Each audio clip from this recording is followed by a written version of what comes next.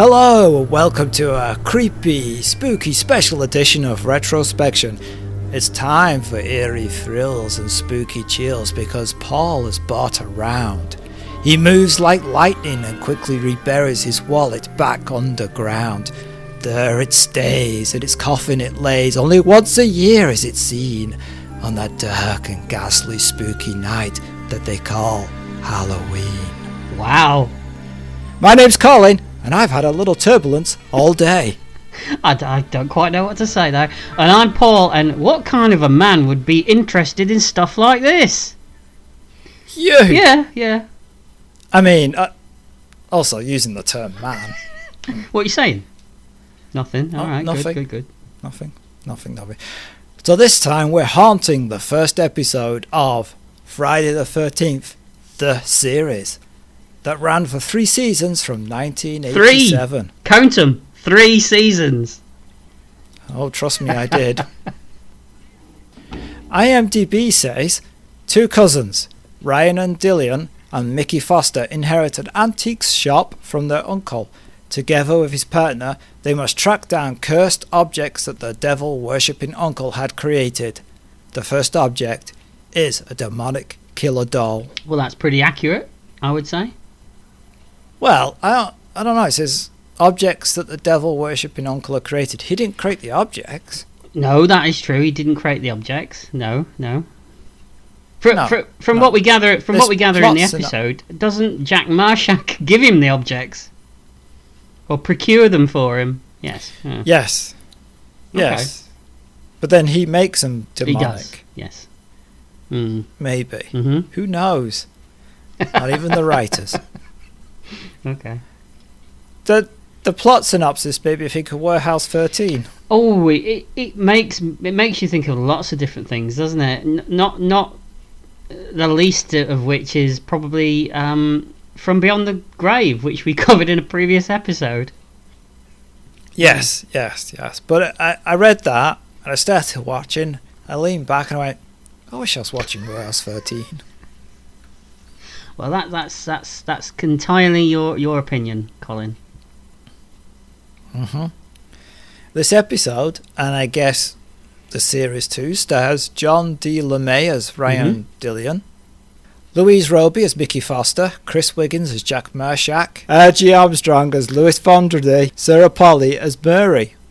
So, does this series have any connection to the films? Yeah, well, John D. LeMay, he actually starred as a completely different character in Friday the 13th, Jason Goes to Hell. So I guess that's a link. Ah. That's a link. But, I mean, the interesting thing was that it wasn't actually originally going to be called Friday the 13th anyway, this show. Oh, what was it supposed to be called? Originally, the title was going to be The 13th Hour, but the producer, Frank Mancuso Jr., changed it just to trade off on the movie franchise, on the recognition that the movie franchise would have. Also, what does the 13th hour mean? It doesn't mean anything, does it? No. It's a terrible title. Yeah. Okay. There was going to be an episode at some point towards the end of the series because they planned for 5 seasons rather than 3. And I was very optimistic. In the last season, they were going to have a cursed object which would turn out to be Jason's hockey mask. Ah, okay. Oh, but that never materialised, obviously, because it got cancelled. Yeah. Do you remember when this was shown in the UK? Wasn't it like 11:30 at night on ITV? Oh, if it was lucky, it was 11:30. Yeah, it was very late at night on a Friday night. Sometimes it was 3 o'clock in the morning. Like sometimes just before Hitman and Her. Yeah, and I was probably watching it. Yeah, probably. You come back from a pub and you sat there in a state similar to now. These episodes probably looked amazing back then. Well, they don't look amazing now. We'll get into that in a bit. Yes, we will. Yeah. Do you have any other little tidbits? Well, apparently the level of violence in the series, it did push the envelope for the time, and it caused quite a bit of controversy, especially amongst the quote-unquote Crusaders of the time. What, the actual Crusaders? The Crusaders, they were still out beheading people and stabbing and... Yeah, I mean, they should be used to it, really. Yeah. But the thing was that they took against it instantly because they believed it was an extension of the movie series and they hadn't even seen a single episode. Oh, okay, so they were thinking, how dare you do a TV version of this horror film? Exactly. The series was cancelled abruptly during the 20th episode of season 3. So apparently they never got to have closure. Mm-hmm. Although they did plan closure, but they never got to do it in the end. Right. And that was kind of something that happened a lot back then, though, wasn't it? Yeah. Shows would come and go quite quickly. That's true, especially these ones of this type. Yeah. Which is very cheap, shot on video, and we would see them on ITV in the middle of the night. I'm thinking the War of the Worlds series, Highwayman. Definitely. Freddy's Nightmares, that was another one as well. Yeah. They came and went quite quickly. Although not this one, 3 years apparently. Although I'm pretty sure that in the UK we only saw season 1. Maybe if they reran it, but I know it was still on ITV in 1991. And it ended in 1990. I would suspect that ITV probably just kept rotating the same episodes. So maybe. I can't imagine that they bought 3 seasons of this. Oh, I think they did. Yes, because they needed content at this point. They had just started in I think around 89. They just started this extended hours because ITV used to finish at midnight, and so they now extended up to 5 a.m. They had no shows. They were buying anything and everything that was going. Yeah, because they were doing US Top 40 and Hitman and Her, things like that, and so they needed stuff. The movie Top 10. Yes, so I think this was just one. I think they bought it all, and they probably did. I think they showed it all. Okay, all right. The series was filmed in Toronto, but it doubled for Chicago. Oh, is that where it's supposed to be? Okay. It's supposed to be Chicago, apparently, yeah. They did episodes that dealt with time travel, demonic possession, and they even did an episode, and this is this is bizarre, that featured a possessed mulcher. Do you know what a mulcher is? It turns trees into paper, mulches it up, and compost as well. Yes. A possessed mulcher. How's that a threat? What does it do? What's its like? I don't understand how that would be a problem. Oh, I can't stop mulching. Oh, okay. Mulch away. Apparently it was. It was a problem. All right. The 3rd season premiere was originally broadcast as a 2-hour TV movie. But John DeLeMay wanted to leave after season 2, surprisingly. But he made an arrangement to appear in the season 3 premiere just to give his character some sort of closure. Well, that's nice of him. We'll talk about it.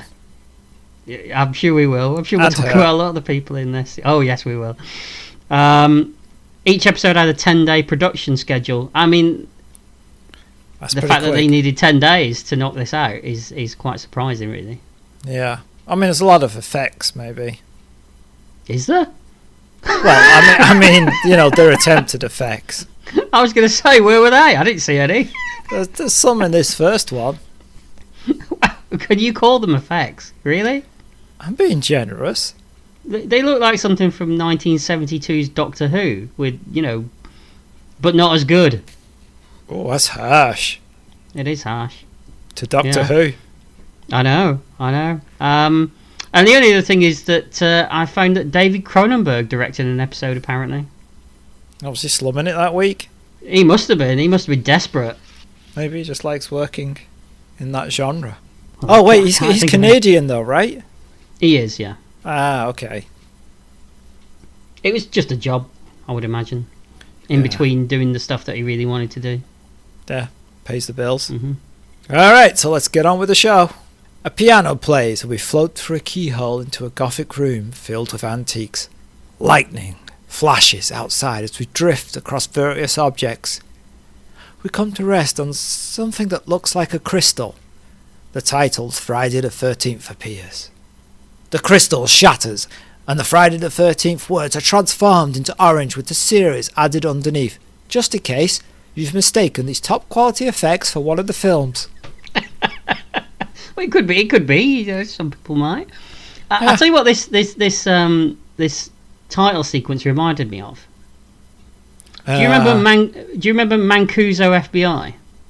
Oh gosh, yes, it was like a Miami Vice replacement after Miami Vice had finished. That's right. Do you remember the opening credits where the camera would zoom around his office? Oh, yes, of stuff and his gun and his badge and yes, I do. Yeah, reminded me of that. Doesn't Sledgehammer have a similar opening sequence? I can't remember. No. Okay. But yeah. I mean that's a deep pull, isn't it? Mancuso FBI. Yes.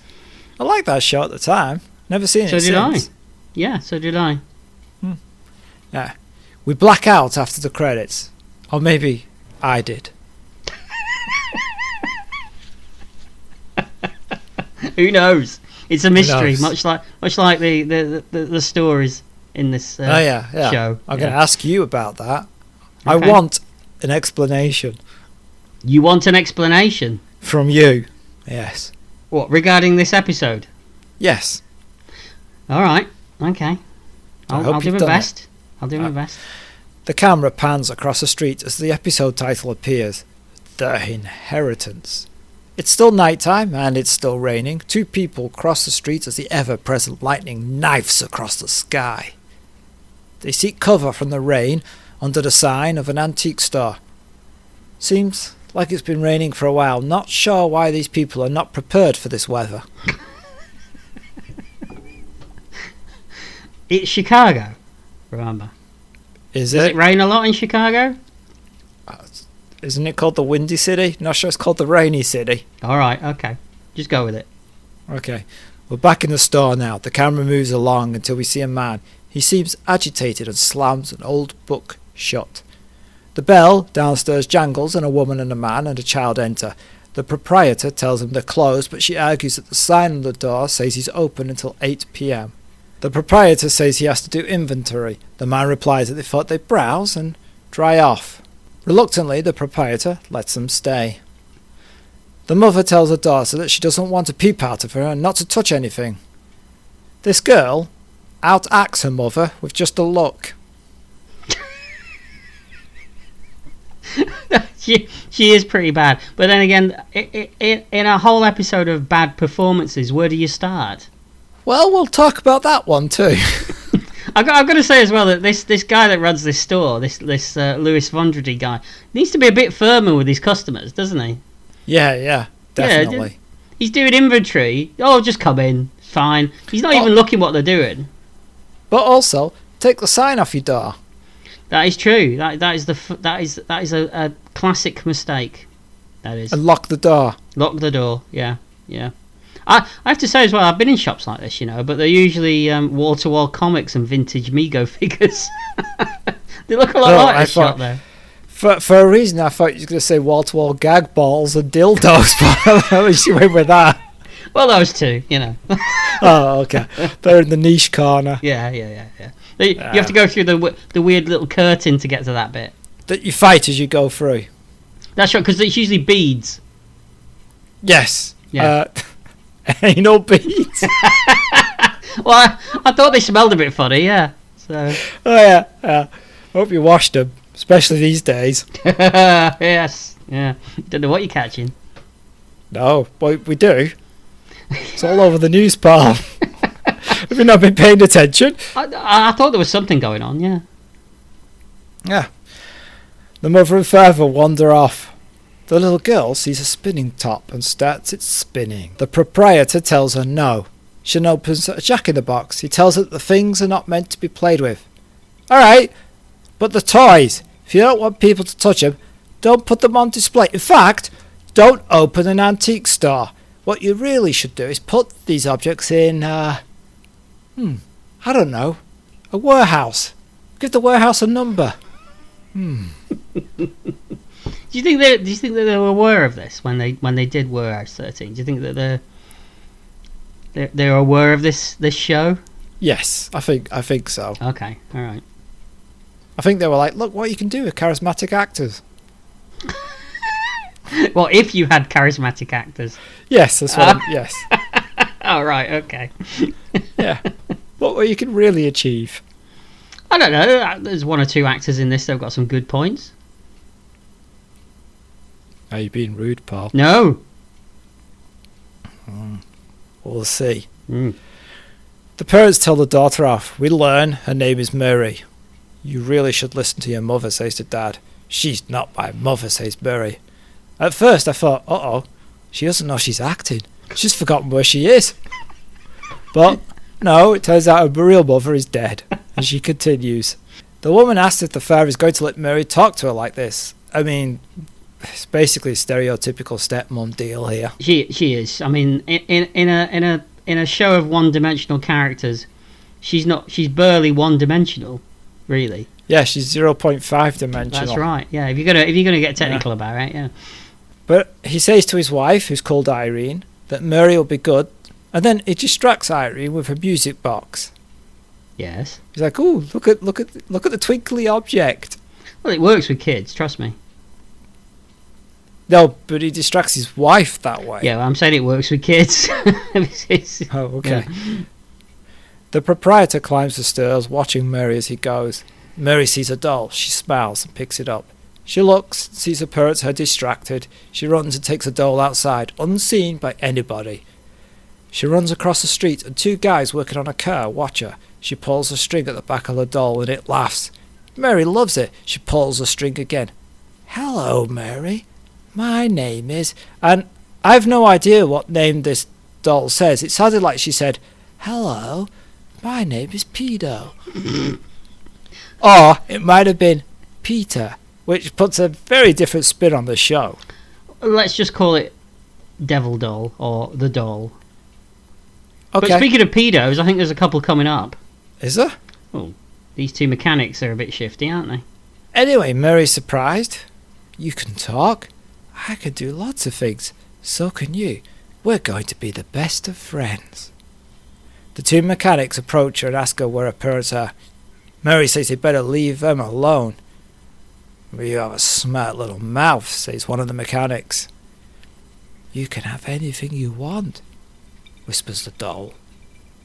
Somehow, the doll slices the neck of one of the mechanics. Explain. Yeah. Mm. Now, it's cut in such a way that you can't see what's happening because clearly they went, how does this work? What's it say in the script? It just says doll slices with what? I don't know. Just do a fast cut, back of the doll, throw it at the guy, and it'll be fine. And then just do some blood. Well, the thing is, though, I mean, all this doll's done so far is look out for this little girl's well-being. Because those two men were up to no good, is what you're saying? Absolutely. Okay. Mm-hmm. All right, see it that way. Makes sense. So the doll's a hero. Well, in this episode, it could well be. I mean, we're lacking for anything resembling a hero in this episode. Really, aren't we? That's true. There's no nice people. Not really. No. Okay. So Mary then runs back into the antique store. We see the proprietor placing his book back into a safe that is in the floor. As Mary returns, her father asks where she's been, that they are worried about her. Irene is more annoyed about Mary's dress being ruined. And then, to calm things down, the father asks how much is the doll, but the proprietor snatches it away. It's not for sale. Nothing in here is for sale. Okay. You know what? Nothing in my apartment is for sale. And do you know how many people wander in asking to buy my things? Nobody. Do you know why? Because I don't slap an antique store on the door and make it a shop. Yeah, I'm not sure I understand this guy's business model. No. Nothing for sale, don't make it a shop. Yes, absolutely. Make it a place that store things. Like a warehouse. Yeah, you're really going for this one, aren't you? He tells them, get out! Quickly, get out! He's my kind of store owner. He puts the doll and other stuff in a sack heads down to the basement.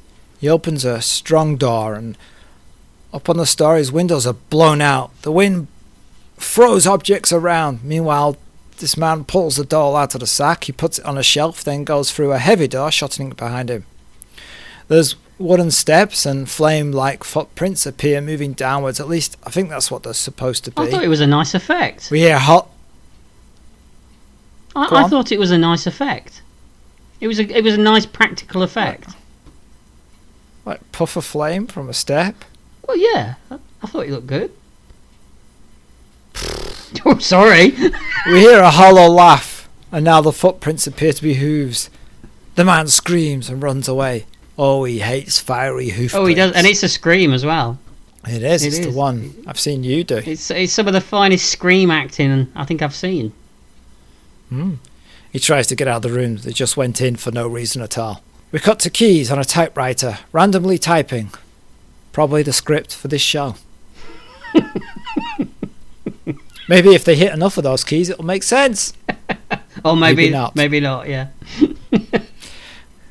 We cut to barometer, and we see on a thermometer, not a barometer, but a thermometer, those are different.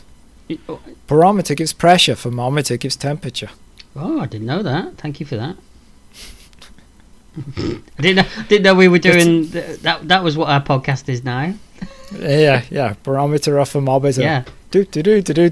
Which is it? Only good for one episode, though, really. Yeah, because there's only two objects. Come on, Paul, what is it? Come on. Barometer.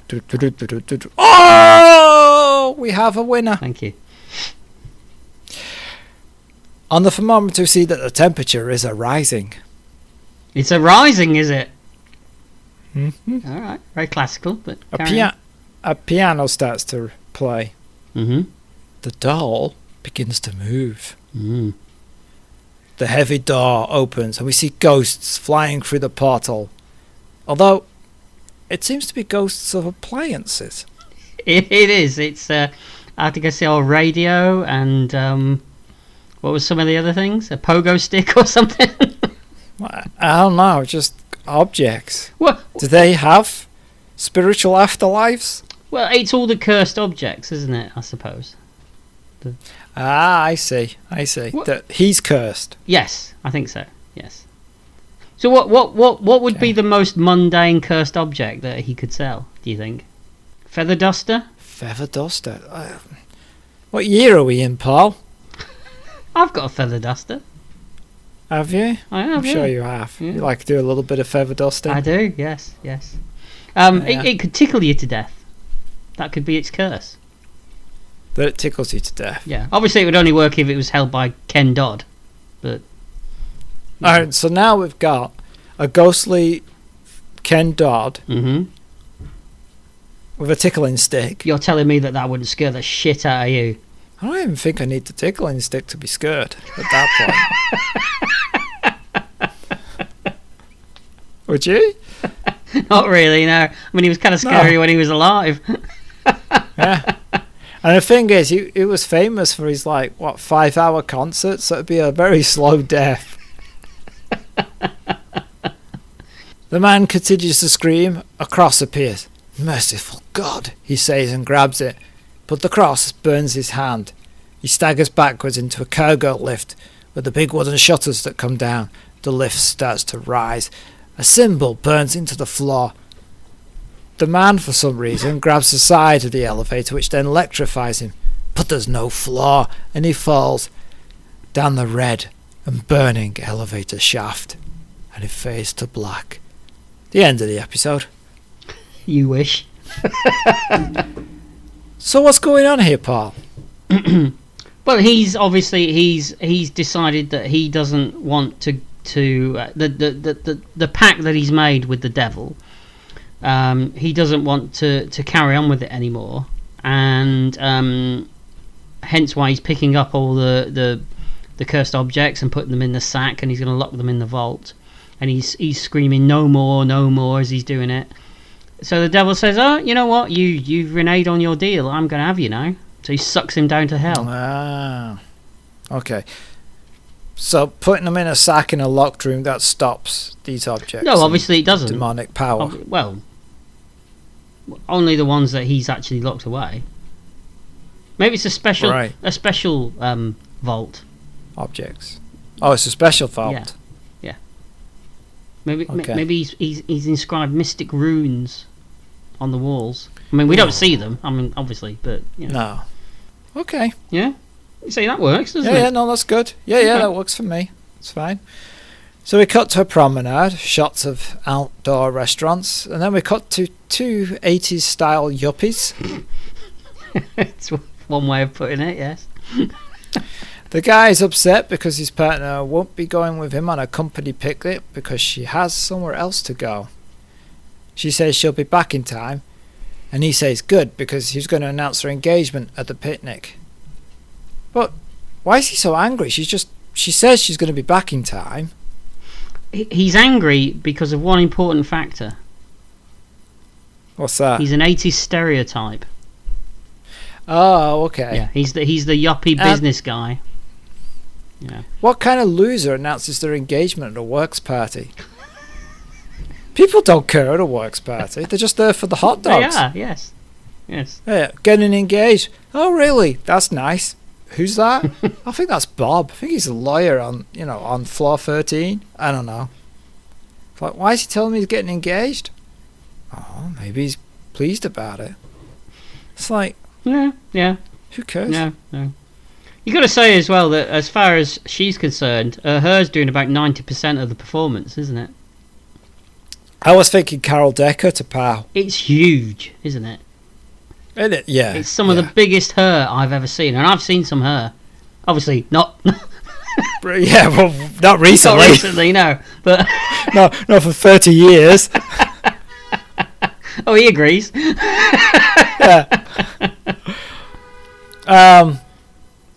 I think that her had its own trailer. It would certainly need an entourage, wouldn't it? I think. Yeah. Do you think they had to hold up filming because the hair wouldn't leave the trailer? Yeah, it was throwing a bit of a hissy fit that day. Yes. Yeah.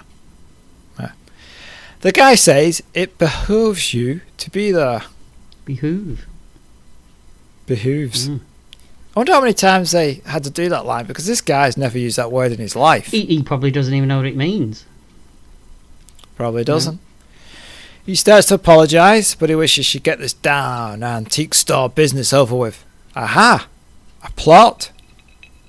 What? It's coming. But now we get some serious exposition because the giant her lady says, I don't know why this Uncle Lewis left me with the store. I haven't even met him, let alone his cousin that I'm supposed to be sharing everything with. and she says it almost exactly the way that you did it as well. Are you implying that she's slightly wooden, Colin? It's one of my issues with this episode is there something to say at the end of the roundup, or is it something okay, to don't say spoil now? it then. Don't spoil it. Oh yeah. That's keeping people on tender hooks, I'm sure. Yeah, because they've no idea where we're going with this at all, have they? Well, one could go one way, the other could go the other direction. Very true. Yes. They kiss. Maybe I could see your cousin for more than half the inheritance, and I can get in some litigation experience. She rolls her eyes, as do I, but for a very different reason. What would that be? Well, is this supposed to be a joke? Are we supposed to go I would imagine. Look at that guy. I would imagine that's the case. Yes. I didn't. So I gather. Yes. Did you? No. Okay. No. We cut to this woman arriving in a taxi at the antique store. So, She grabs her luggage. Sorry. Are you just going to keep describing her as this woman? No, I was going to introduce her name when Ryan finds out. Oh, who right. she is. Okay. You're going. All right. Okay. All right. Carry on. Playing it like the episode does. Okay. All right. Right, well, you sat there going, "Who is this woman?" No. That he keeps mentioning. No, I just thought, are you gonna carry on referring to her as this woman the whole way through? I'm just going to call her as Big Her. Big Her. throughout the entire episode. Big hair and short trousers. Yes. That's how you like them, right? She enters the antique store and calls out, "Hello, Anybody here? She glances around at the stuffed animal heads on the wall and she heads up the stairs. She pulls a sheet, revealing a grotesque statue. She rubs the dust from her hands.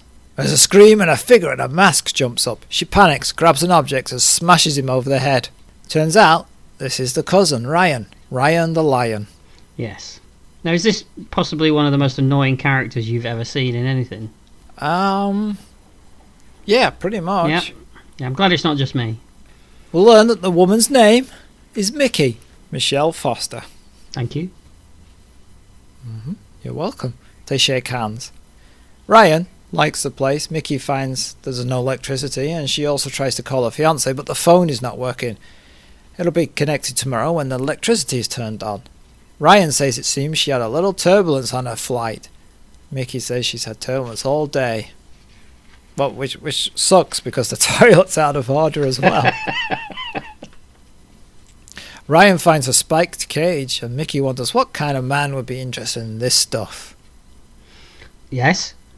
Don't look at me like that. Oh, Right. I thought you'd know. Yeah, well, carry on. And she wonders why they would leave it to them. She grabs a flashlight and heads into the shop with Ryan leering at her from behind. So they're cousins, right? That's right. Yeah. Okay. Wait, shall we leave that one there? Like you wouldn't. Like I wouldn't what? If you were a cousin. I take issue with that one, Colin. I can look at her objectively because she's not my cousin. No, you'd think it'd be a bonus because it'd make things easier.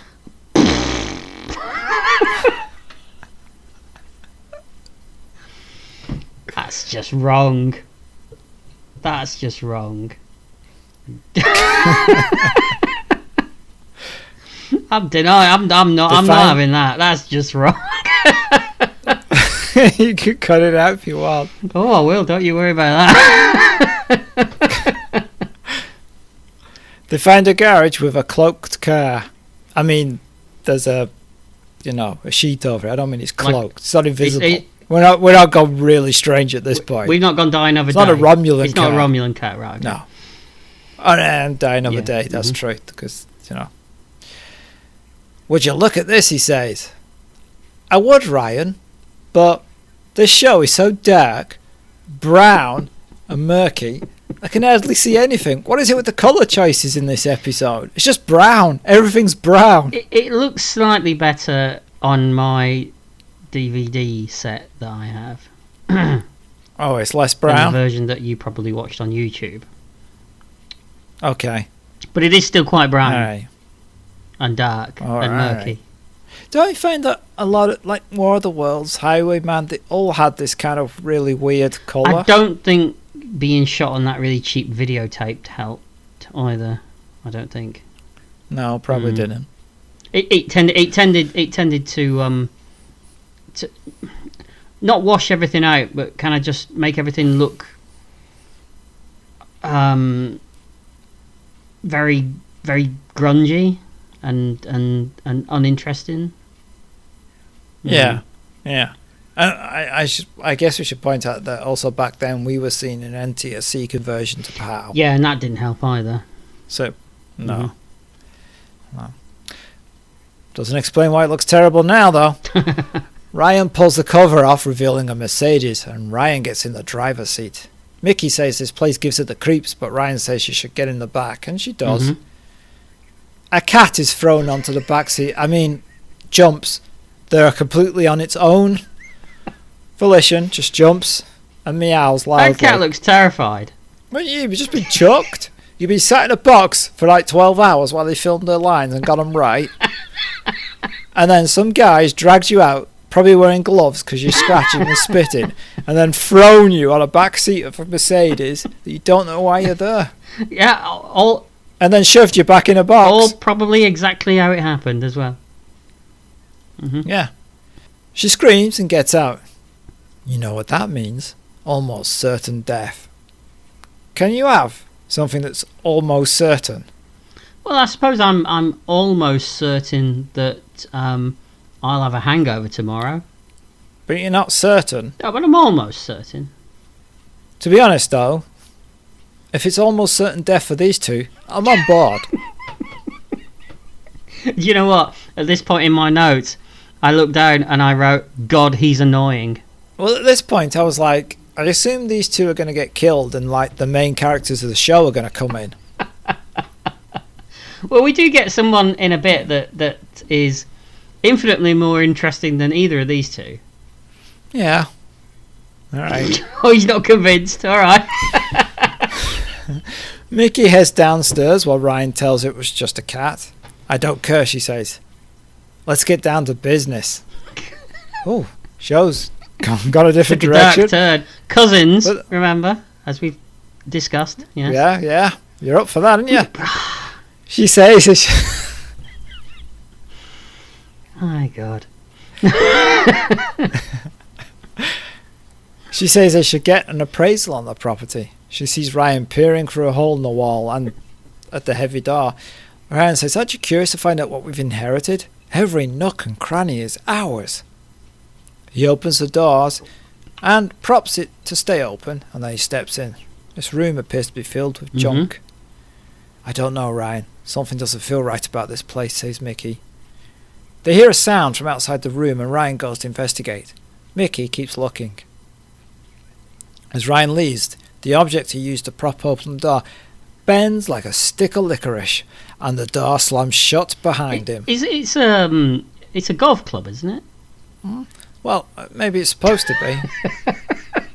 Appears to be a rubber golf club. Yes. Yeah. Ryan can't get the door open. He tells Mickey not to panic. She watches as the doll starts to move.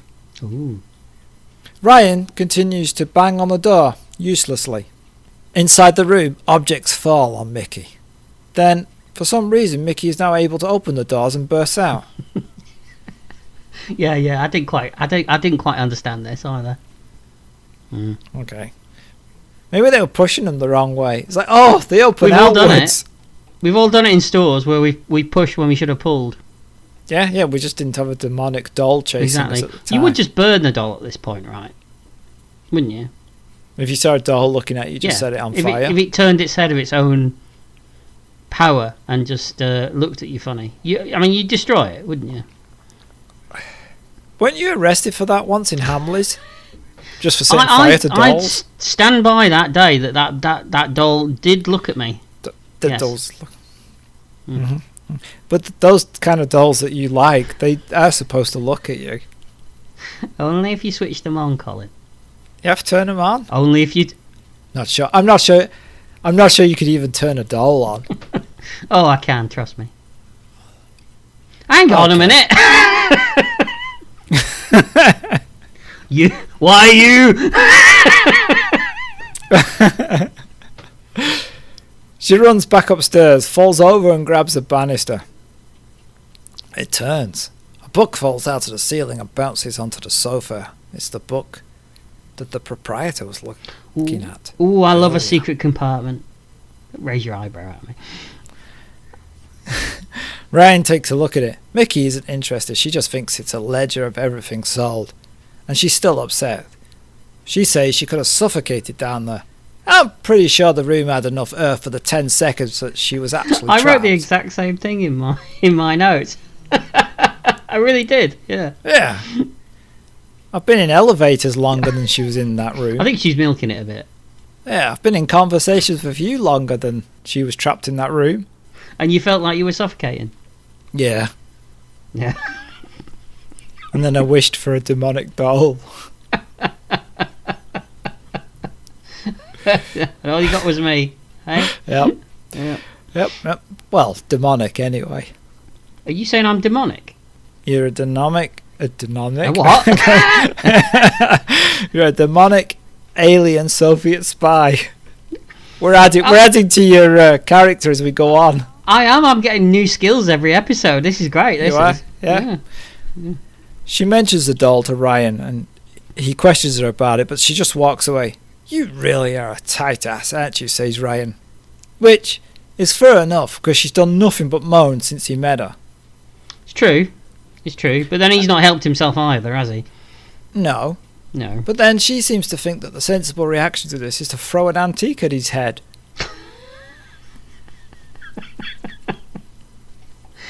Yeah, that is true. Wow. Something tells me you don't want to run this store with me, he says. She says she doesn't want the store, that she came here to sell everything off. Ryan doesn't want to. We're selling over my dead body. Yeah? That's the line we're finishing on. Bet the script writers were high-fiving each other left, right and centre. Wouldn't you? I'd be like, we're fade to black on that. No, I'd be like, don't you think that's a little bit of a cliche? Well, it was, what, 1989, 1990? Yeah, still a cliche. Was it? Alright, okay. Yeah. The next day, Ryan is cleaning up outside. There's a going out of business sale on the door, and there are customers in the store. A man enters. He's the father of Mary that we saw at the very beginning of the episode. He asks Ryan about the antique doll she was playing with. He picks it up and he's going to sell it to the guy when Mickey takes it from him. She says it's not for sale, but she can't explain why.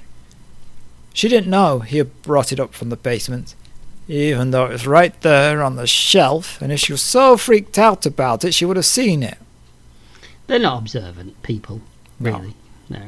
Why is Ryan dressed like a reject from AC/DC as well? He's got a long jacket on, a suit jacket, and short trousers. Everyone was wearing that in Chicago in rainy, cold weather. I'm glad I got you to explain that to me. Thank you. Yeah. But Ryan insists. Later, Ryan and Mickey are down in the basement. By tomorrow, we should have everything sold, he says. Wow, it's amazing what putting a sign on the door can do. If only Lewis had... Yeah, he could have just sold everything. Yeah. I mean, because that's what his intention was. He was selling the stuff. Until he changed his mind. Yeah. A figure quietly enters the store. A hood over his head. He makes sure the bell over the door doesn't ring. And then he sneaks into the store. You could tell he's sneaking because he actually does that sneaking walk that you see in cartoons. Yes, he does. Oh, this is good stuff, isn't it? It's fantastic. I expected to hear do, do, do, do, do, do, do, you know that sound you hear when people are sneaking on tiptoes in cartoons? It is like he stepped out of a Scooby-Doo episode. I assume the director went, you need to sneak. And he went, oh, like this? And they're like, yeah, just like that. Well, you know, the thing is that this actor, what was his name? Wiggins. Christopher Wiggins. Chris Wiggins. Christopher Biggins? No, that's the other guy. Christopher Wiggins. Wow. He's an actor. He was born in Blackpool, believe it or not. Oh, maybe he's going for panto. Yes, well, it's funny we should say that he's very cartoonish because he's more known for doing voiceover work in cartoons than anything else. Oh, okay. He played Thor in the 1966 cartoon of Thor. And he's also been in things like The Kerbers, and he's actually in Murder by Decree as well. Did you do a lot of sneaking in those? I would imagine so, yeah. Oh, okay. Maybe that's where he got it from. Why is he dressed like a monk as well in this? I have no idea. I have no answer to that. I don't know why you're asking me. I'm still pondering why he's sneaking. All right, okay. I just thought it was strange why he was dressed like a monk. Maybe it's just been a bad few years. Possibly, yeah. Benedictine? I bet he does. Thank you. See episode whatever it was. I can't remember. 10 to 32. That's so I gave up. Down in the basement, Mickey and Ryan hear the noise and they go upstairs to investigate. What noise? He was sneaking. He was on tiptoes and everything. I saw it. Absolutely. Yeah. Yes. Ryan picks up a weapon as they see the open door of the store. Then the figure comes from upstairs holding a sword.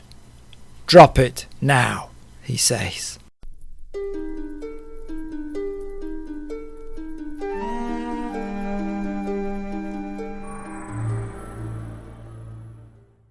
So the hooded figure levels the sword and asks them who they are. It's kind of Right. rich considering he's just broken into the place. Yeah, he sort of waltzes around like he owns it, doesn't he? Yeah, he broke in. He's the villain.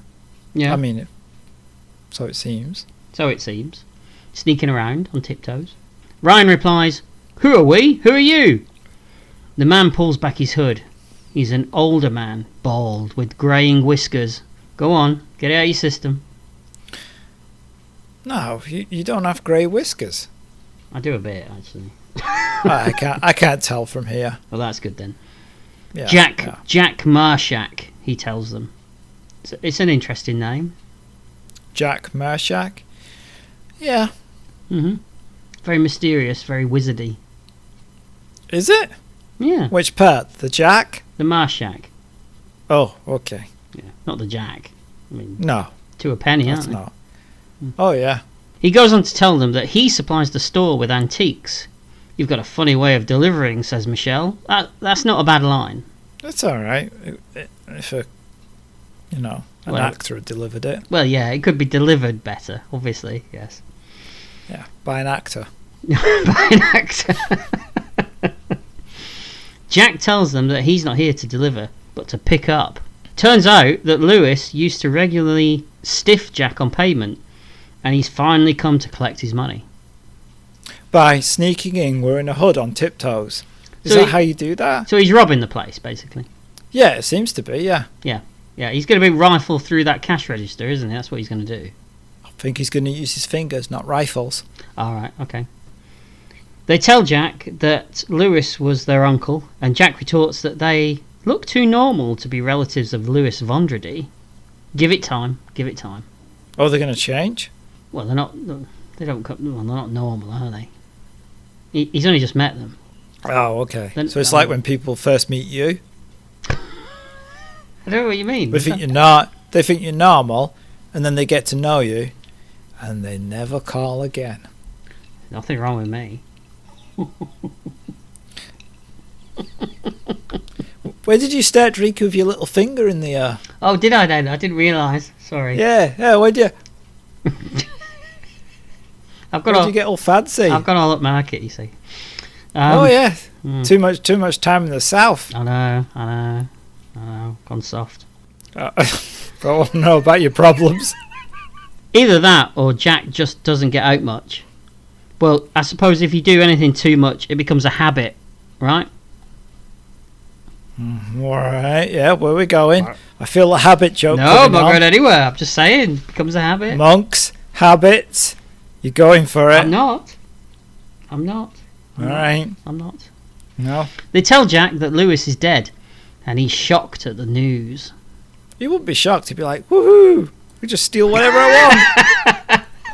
It doesn't matter." All he's got to do is murder these two idiots that have confronted him in the shop, and he's well away. Yeah. Yeah. He's got a sword. He can do magic. Can he do magic? Well, we find out later he Although, can do magic, don't we? What's pulling a bunny out of a hat going to help at this point? He's going to get it. That's the kind of magic you meant, right? It's like, look out, you two, starts pulling like gloves or doves and flags out of their ears. Pick a card, any card. Don't show it to me. Well, I steal stuff, just turn around and then guess the card. It's yours. So we cut to the kitchen, where Ryan and Michelle seem to have invited Jack, a strange man in a monk's costume that they've just met, who threatened them with a sword, for tea. Yeah, I mean, that's what you do, right? Well, I mean, I've invited worse for tea. You have. That's true. I've had you in here. Well, I haven't had you in here. I mean... Yeah. I'm ad-libbing. Oh, dear. Well, you winced. You visibly winced at that one. You went, ooh. I did. Yes. I did. It's the old war wound. Is that what it is? The limp. No, not right now. Oh, really? All right. It's an exciting podcast. Who'd have thought you liked Friday the 13th, the series, this much, Colin? I know. It's going to be a surprise ending. Not really. Jack explains that he and Lewis had been boyhood friends and that he taught him his first magic and helped him with his spells. See, so the they are boyhood friends. So why is he sneaking in? Well, maybe they've fallen out. He clearly owes him a lot of money, doesn't he? Yeah, but he's a boyhood friend, so wouldn't you just go in and go, "Oi, no bed, Get you your owe me wallet money." out. Yeah. You wouldn't sneak in, steal the money and leave. No, but maybe he's become dangerous because he's done this pact with the devil. Oh, okay. So you think he'd like put a curse on the other guy, the monk guy? Could be, yeah. I mean, a curse could. I mean, it'd be the worst thing imaginable, wouldn't it? What? Wait, what do you mean? A curse would be the worst thing. A curse would be the worst thing imaginable. I mean, that would really ring his bell, wouldn't it? I feel. You know when you see a guy right in a war film, and he's in a field, and they discover there's mines laid around the field, and he's like, "Oh my God, how is he going to get out?" I feel like because we've done bell ringing, we've done habits, we've done monks, and I just feel like I'm in like a really terrible joke minefield that you're leading me into, and I've got to try and get out without stepping on any of them. Well, good luck. Yeah, I don't know. Get your bayonet out. It'll be fine. What, just prod? That's how you do it, isn't it? That's how they did it. Right. Yeah, apparently, yeah. I've seen it. Yeah. I opened his eyes to the world of spirits, he says. Whiskey, vodka, rum, the usual stuff. Ah, he did a spirit joke. Couldn't help myself. Good. Like it. Nope. No, you can never help yourself to spirits. That's true. No, that's the problem. I do help myself. That's the problem. Yes, you can't stop. Michelle is sceptical, but Ryan not so much. Lewis was always afraid of growing old, Jack tells them, and he was passionate about his wealth. This led him to dabble in things I wanted no part of. Devil worship. Oh, yes. But enough about your part-time habits. Let's get back to the actual episode. Apparently Ryan is familiar with it from comic books. Are comic books full of devil worshipping? Well, Marvel dabbled with devil worshipping for a while in the 60s and early 70s. You mean in the comic books? You don't mean like as a company? Well, who knows? I mean, they're employees. Look at them now, owned by Disney. Okay. All opinions are those of my co-host and not necessarily representative of myself. Thank you. Just like to clear that up. Yeah, sure. Jack explains that Lewis talked about making a pact with the devil involving the antiques. In return, he would receive immortality. So, he would. Think about it. Or the devil would. All right. Yeah, I'm going with it. I'm figuring it out.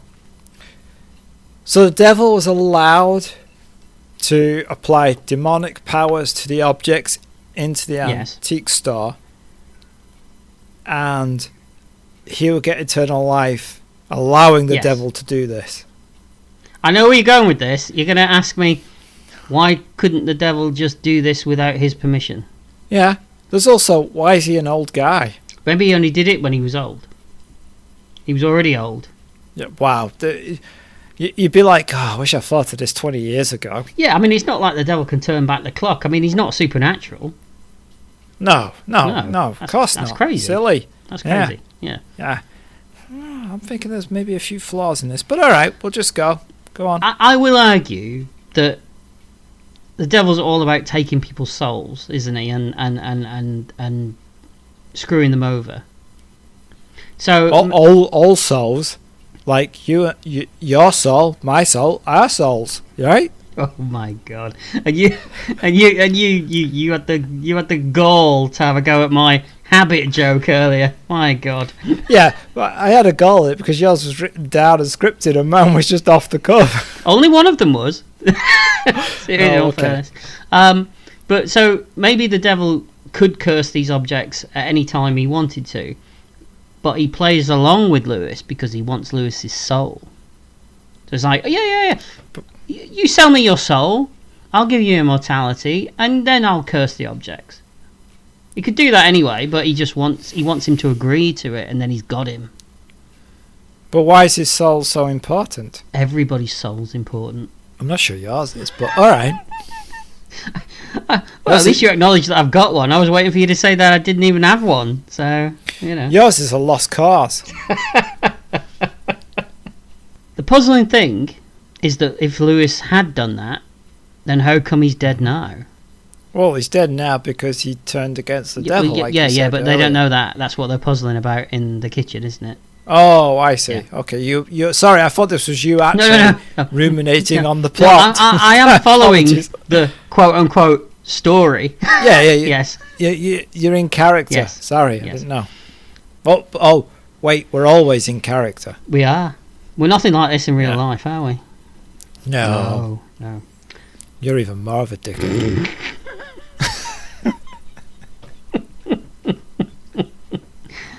Unless, says Jack, Lewis left some kind of a record about what he did with his antiques. Well, would you know it? That book? Yeah. So they show Jack the manifest. Jack points out that Lewis was a fan of secret compartments and uncovers another one. Another secret compartment. I was happy. That contains newspaper clippings about disasters relating to the antiques that were sold. For a minute, when you said he was a fan of, I thought he was going to say S Club 7.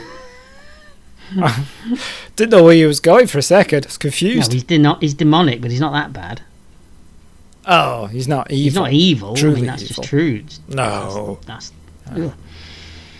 a weather vane that killed a priest. A ball gown that combusted and burned a woman alive. No phantom mulcher yet, though. No news of that one. That's coming. No, that comes later.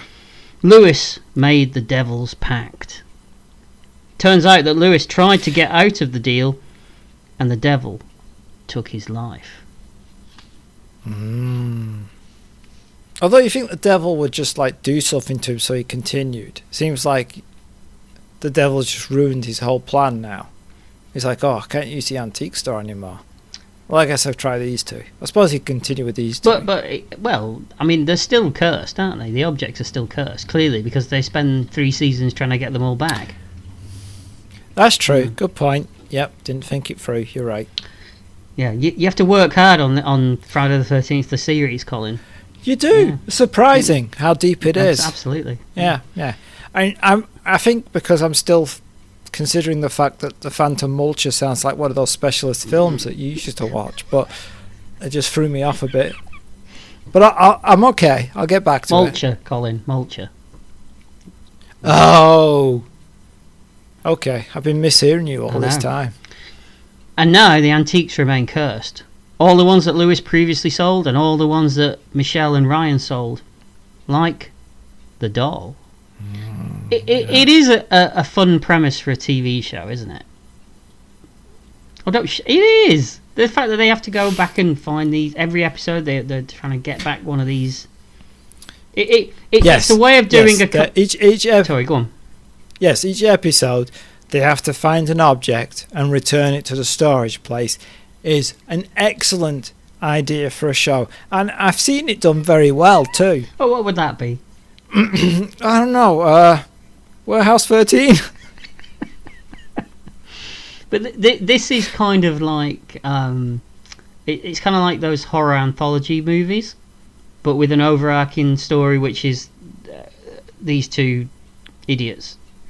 Yeah, like another show. Yeah, all right. Yeah, all right. But this is horror themed. Well, that's sci-fi. Well, yeah, we could discuss that in another podcast. Right. What, when we do Warehouse 13? I don't think we can. No, I don't think we can't. Is it before? No. No, it doesn't fit into So our remit. it'll never happen. No. Although this technically doesn't fit into our remit. Why not? Well, the idea is it's supposed to be something that we love or watched back then. Is it nostalgia that makes it love us now? I didn't watch this back then. I didn't care about it back then. Don't care about it now.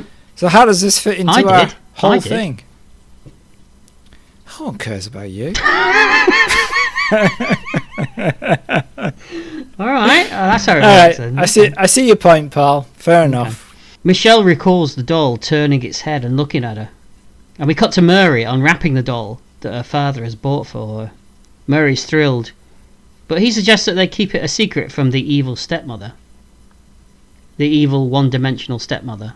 Yeah, I don't think he uses the term evil stepmother, though. No, he says your mother. But she is. Yeah. She is. That's all she is. Yeah. Mary runs upstairs, and when they are alone, the doll begins to speak again, telling Mary that she can do more for her, especially regarding her stepmother. Later, the stepmother is berating the father for buying Mary the doll. When she married him, she says that girl was incredibly spoiled. The dad tries to justify his actions by telling her that Mary had just lost her mother, and he was trying to make up for it. What, did he kill her? Yeah, maybe. Wow. That puts a spin on it. And that's why he's so guilty about it.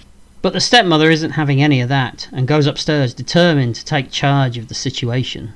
Mary has been sitting at the top of the stairs with the doll listening, looking evil. I mean, she looks evil. And the doll. Wait, the doll? The doll and Mary. They both look evil at this point, don't they? Yeah. You think Mary looks evil? Oh, God, yeah. Oh, alright. Pretty determined about that. Okay. Back at the shop, Michelle and Ryan find the address of the couple that bought the doll, leaving Jack to further investigate the manifest. He knows a tarot card reader that may be able to help, and this doesn't come back, ever, does it? Jack going off to talk to his tarot card reader friend. Not in this episode, does it in later ones? No. Oh, okay. You do know it's not too late to go home and pretend none of this ever happened, Jack points out. And we're all thinking that, Jack, right? Yeah. That would have been good, wouldn't it, if they just went, you know what, you're right, see ya. Yeah, get back in the car. Yeah, she goes and gets married. Not sure what Ryan would do. No, who knows? Die, maybe, hopefully. Yeah, credits roll. Yeah. But Michelle is determined to get the doll back. Back at the house, Mary is having a tea party with her dolls and the devil doll. Are you having fun? I'll do it properly. Oh, are you having fun? Are you having fun? No, isn't it Mary that asks, are you having fun? No, it whispers. No, I'm sure Mary it asks whispers. Mary asks the doll if she's having fun. Oh, shall I do it as a child? Are you Oh, having yeah. fun? Oh, is that as a child? I'm working on my voice acting, you see. That's Oh, yeah. what I'm doing. Oh, yeah, that was great. It's better than this episode. Then goes on to tell Mary that her stepmother needs to be punished for being so mean. The mother enters and instantly starts to give Mary shit. Oh. That's what I wrote. Alright, fair enough. I don't hate you, she says. Never a good lead-in for any conversation, I find. No, if I was the kid, I'd be like, yeah, well, you know, I wish I could share that sentiment, but... But I don't like the way that you've been acting, she says. Oh, nobody likes the way anybody's been acting.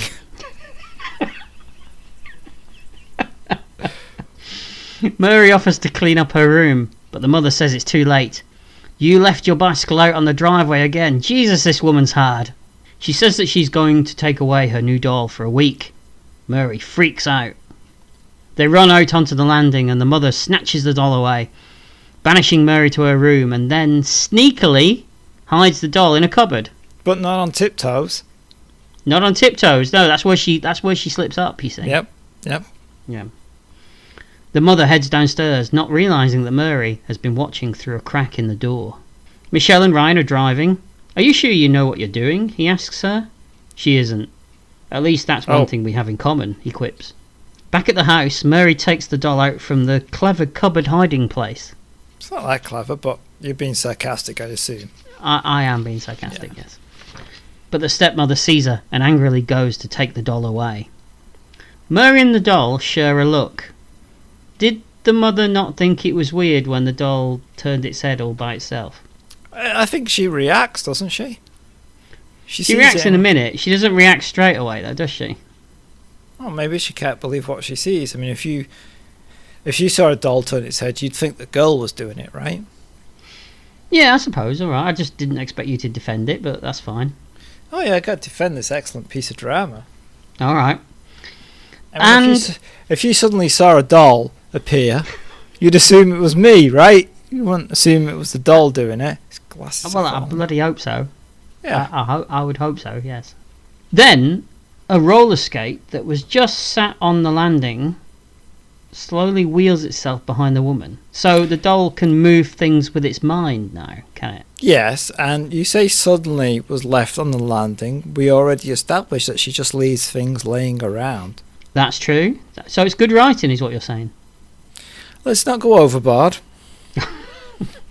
Slowly, Mary advances on her stepmom, holding the doll out at arm's length. Finally, the woman twigs that, something isn't quite right here. Yep. Finally gets it. The doll suddenly hisses at her. She screams, steps back onto the roller skate, and Frank Spencers herself all the way down the staircase. And then she goes out the door. She goes down the street. Grabs a bus. That would be something. It would be, yeah. Yeah. You're like, oh, this is entertaining now. I didn't see that coming. I can't see it's all brown. But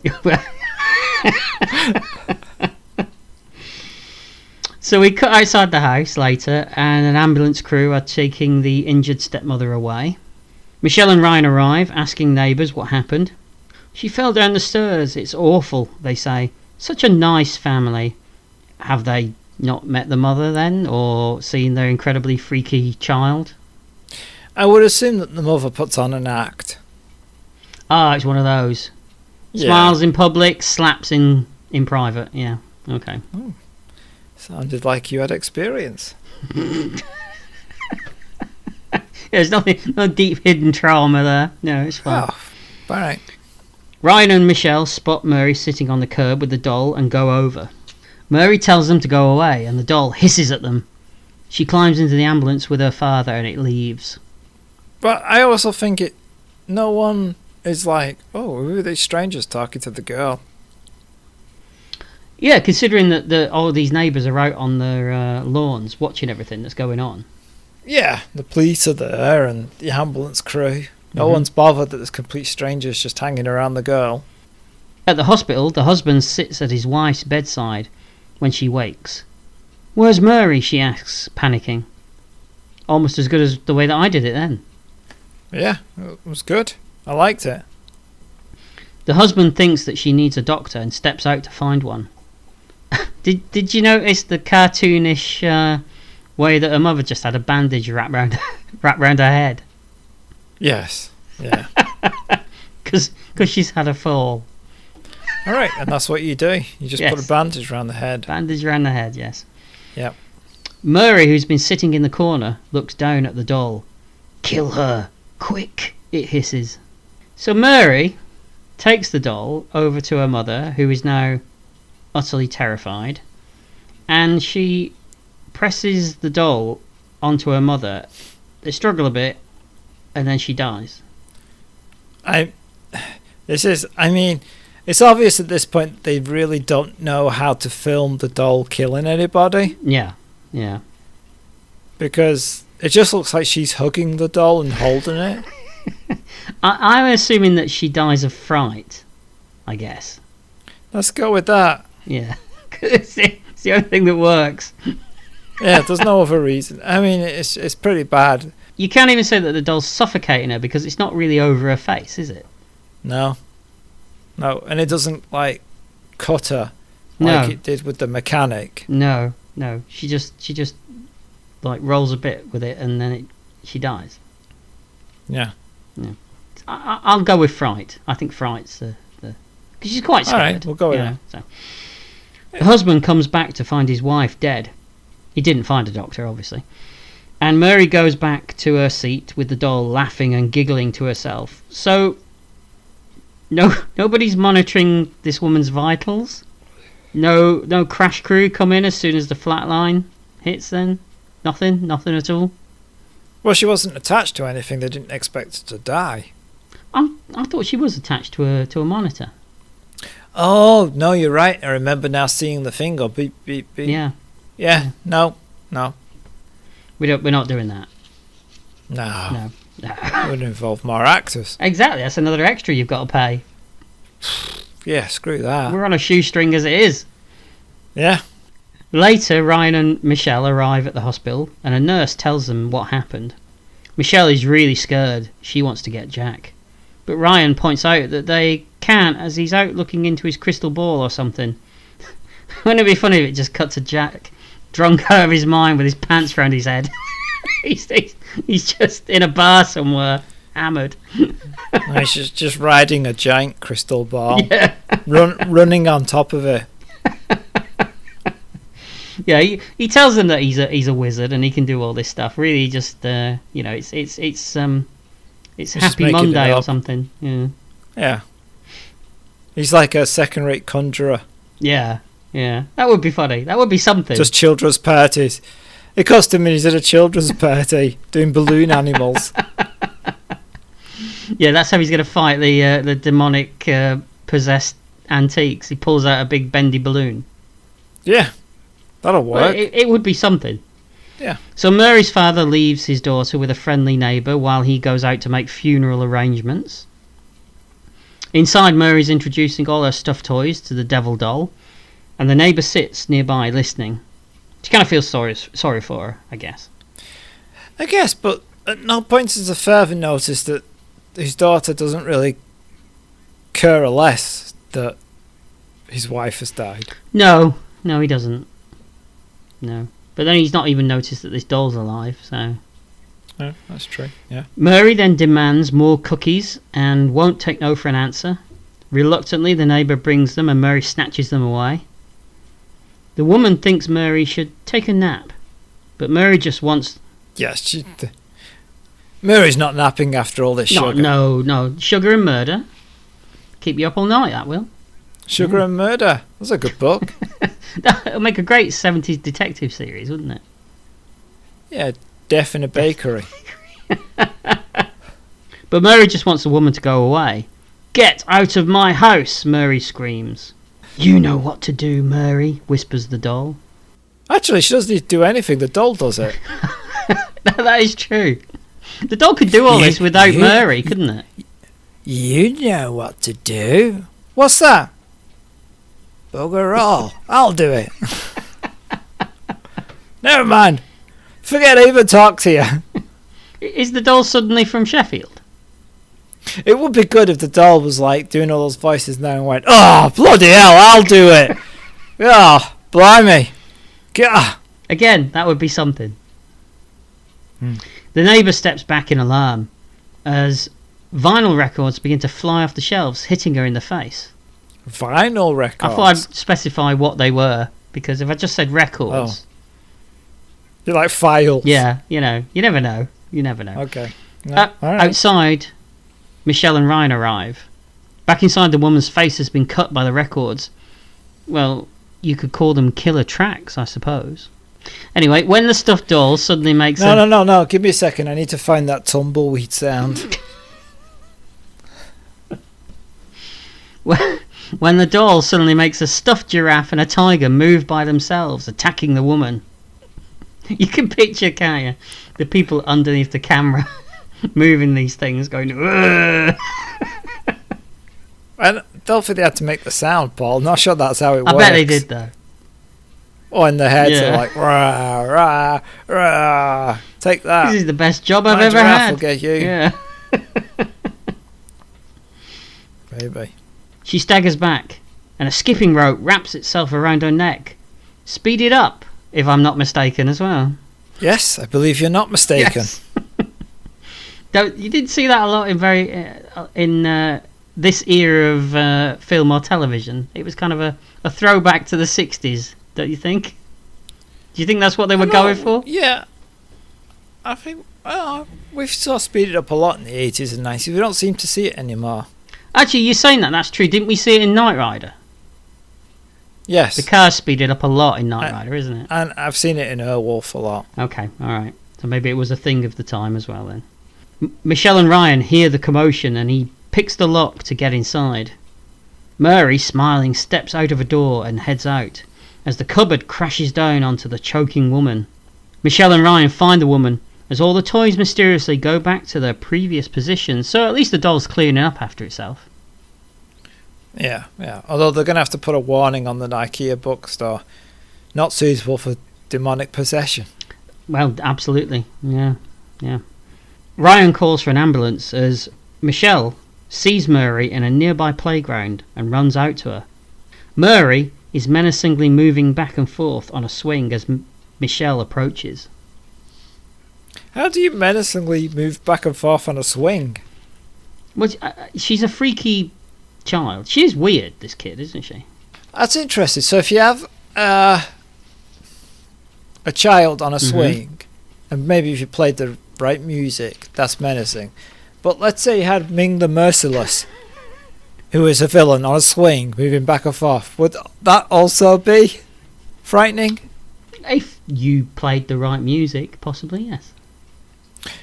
So you think if you saw Ming the Merciless on a swing, swinging back and forth, and it was a certain type of music, you'd be like, oh, that's scary. If it was a certain type of music and you lit it the right way, yes. Even you would be. Alright, I'm not sure I'm convinced, but I'll go with it. And as far as children are concerned, they are quite... Darth Vader. Oh, obviously. Darth Vader on a swing, Definitely. moving back and forth. Anything on a swing moving back and forth with the right music could be menacing. Anything. Jabba the Hutt. You'd have to get him on the swing first, but okay. Oh yeah, but you don't see that bit. His lackeys do that before you arrive. Anything. Yes, anything. Anything. Yeah. Marshmallow Man. Well, I mean, you're telling me that at certain times at the end of Ghostbusters that the Stay Puft Marshmallow Man doesn't look slightly disturbing? On a swing. Well, if he looks disturbing when he's walking around, he's going to look disturbing on a swing, isn't he? I think the swing negates the disturbing. Perhaps I just have a problem with swings. Yeah, maybe it's just a swing that you have. Like Metal Mickey. Metal Mickey could be On a swing. Under the right conditions. Metal Mickey on a swing could be scary. Yes. Yes. Okay. Tweaky. Well, no, you could just kick him off, couldn't you? Biddy biddy biddy.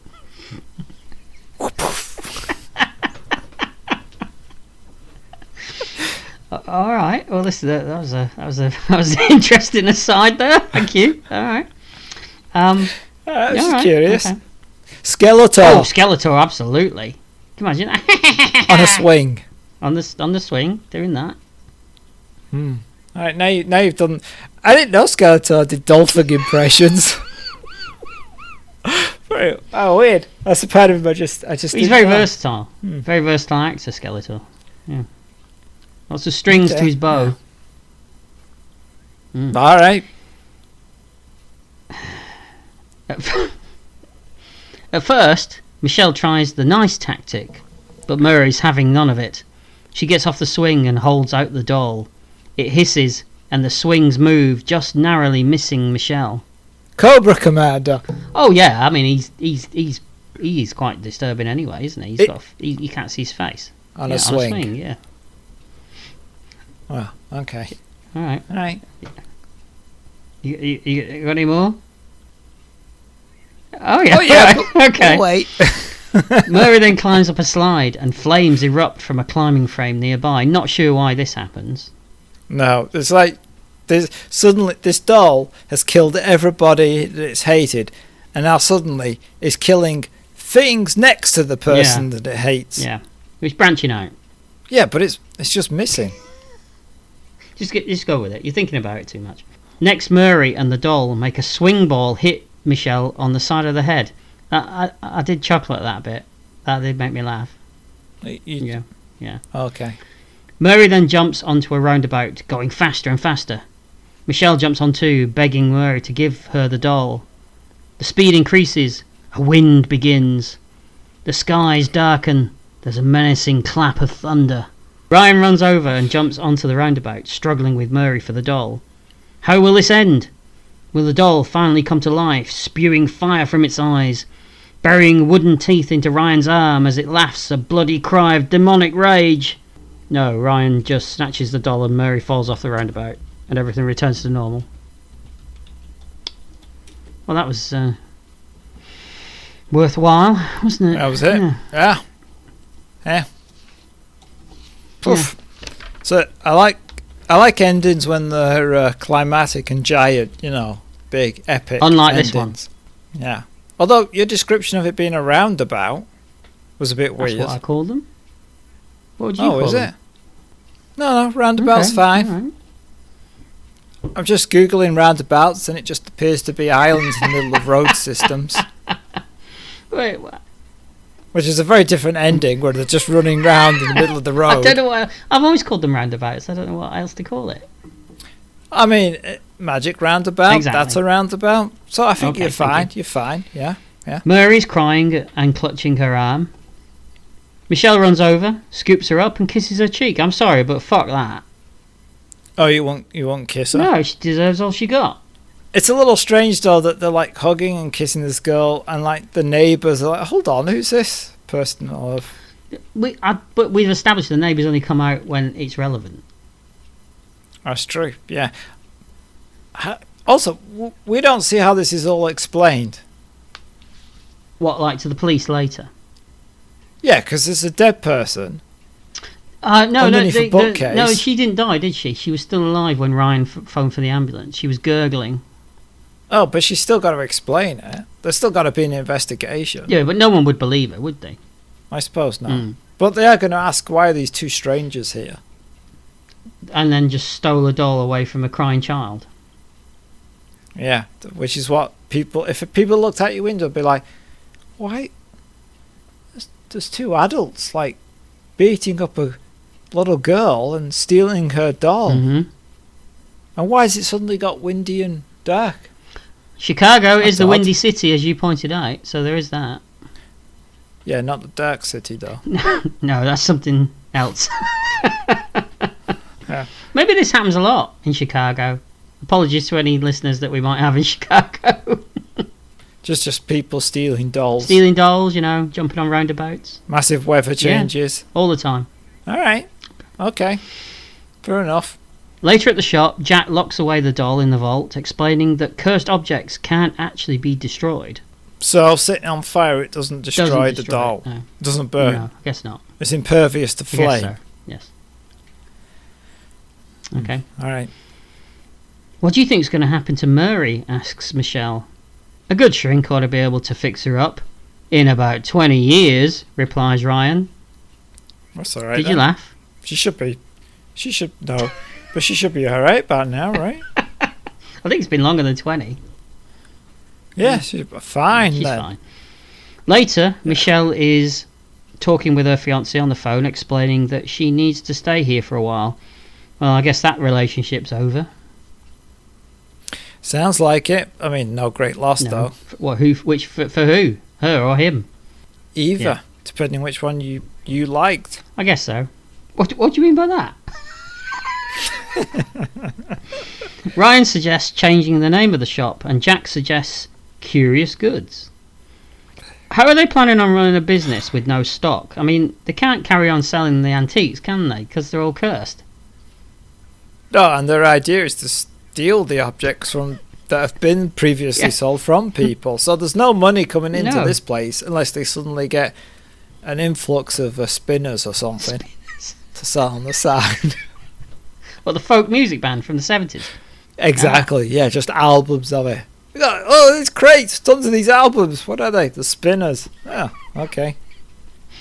That's a very niche joke there. I thought with these finger gadgets you put on and they spin. No. Made a mistake. Okay. Ordering these. This means we have... Oh, turns out the Spinners albums are haunted. Oh my god, no. Haunted spinners. Yeah, can't even sell those. This means that we have to get back everything Uncle Lewis sold, groans Michelle. Oh, almost like we were hoping for a series. Where do we begin? Suddenly Jack looks up from his newspaper. Oh my god, he exclaims. Samantha Fox. Well, that probably did make you exclaim quite a lot back then, Colin, I would imagine. Not as much as Linda Lasardi. Oh yeah, you were always a Lasardi, yeah. I nearly said you were a Lasardi girl. You weren't a girl, were you? you were... Oh, hell no.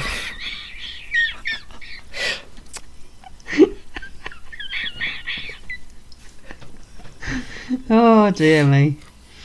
How do we explain that one then? And that's the end of Friday the 13th, the series. So, Colin. Strap in. What did you think of it? So, I didn't have very high hopes going into this. I should point out that I've never seen this before. I wasn't interested when it originally aired, and I've never bothered to check it out since. It wasn't as terrible as I thought it would be. Okay. But it's still crap. That surprises me. Alright, okay. Alright. Alright. I can't believe it actually managed 3 seasons. I think that's a shock to most people when they find that out. The thing is that the main characters, they're just uncharismatic. They can't act. There's just nothing to pull you in. I don't get what people see in it. Maybe you can tell me. The effects are awful. Okay. Plot makes no sense whatsoever. And admittedly, the version I saw wasn't visually the greatest, but it also is unappealing to look at. So I didn't like the people, didn't like the story, didn't like the effects. We'll never watch it again. In 70 odd episodes that we've done, I think this is the worst thing we have ever seen. Also, I should point out, it's the shortest, but still felt like the longest thing I've ever seen. Oh, it's just awful. Okay. I don't get it. So it's not a hit then? It's garbage. I would happily pay money to transfer every episode to film so I could wipe my ass on it. Strong words there. All right. So for me, it's so much a miss. I can't even describe it. No, this is not for me. And if you tell me you like this is the last episode of Retrospection. I hope you enjoyed the podcast. Okay, well. So let's see. Let's see whether this ends not only a podcast but a friendship. Can't I like it without it being a hit? No, that's not the point. We've had that before. All right, I'll tell you what I think. All right, tell you what I think it's an odd little show. It's cheap, incredibly cheap. It looks like it was shot on that terrible videotape that lots of these kind of shows from that time were. It looks like the type of video I used to buy from Dixon's for £2 and got 10 180s. Yes. And you used to record things on, was it like 3 times the speed or something? So you could fit like 3. Yeah. Its performances range from amateurish to just plain annoying. Oh yeah, they're awful. Now, I like anthology horror, and this is essentially that with an overarching sort of story where they have to go and collect. And bear in mind, I've seen all of this. I own this. Yeah. Okay? You wait, what? I own this. I own all 3 seasons of this. I bought this because it has a certain nostalgia factor for me. This, okay. Thank you for listening to the very last episode of Retrospection. Come on, stay with me. But you say it's anthology, but it's not an anthology. It's just an episodic TV show that we used to get in the 80s. Yes, it's an anthology in the way that I suppose a detective show. It does that thing where you have the 2 people that go and investigate something, and then they have to, but then you get another overarching story. Yeah, like X-Files or Airwolf with his brother being a POW, that kind of thing, and even the A-Team with him running from the law. Yeah. It reminds me a lot of those kind of Amicus movies that I like, From Beyond the Grave, and the episodes, and I've seen all of this. The episodes range from bad, really bad, to utterly bonkers. You know, we have an episode with a vampire cloak that lets you travel in time. Why? Who knows? You know. I don't mind bonkers.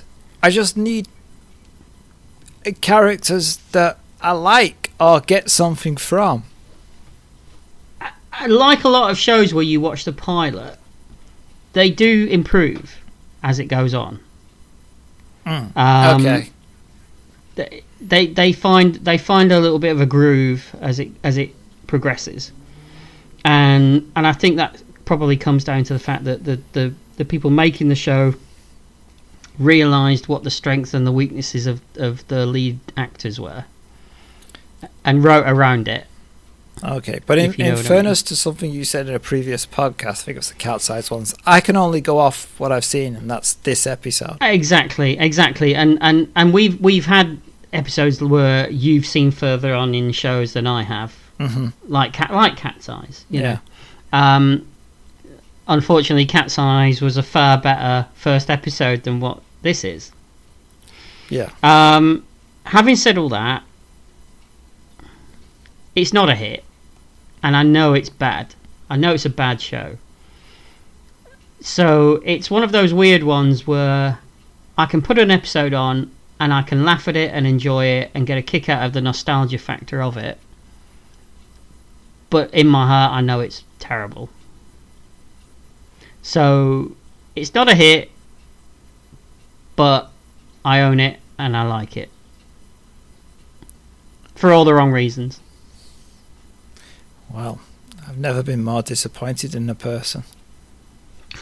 I'm sure I'll disappoint you even more at some point, so don't worry about that. Oh, well, that's fair enough. It's a good. I understand where you're coming from. Oh, okay. That's a surprising end to this episode. It's our shock ending for our Halloween special. But, do we have to go "Wah" or something? Yeah, that's what I have. Alright, I've done it now. Well, thank you for listening. Please subscribe and rate us wherever you download this podcast, and join us for our next episode. But until that time, goodbye. Bye.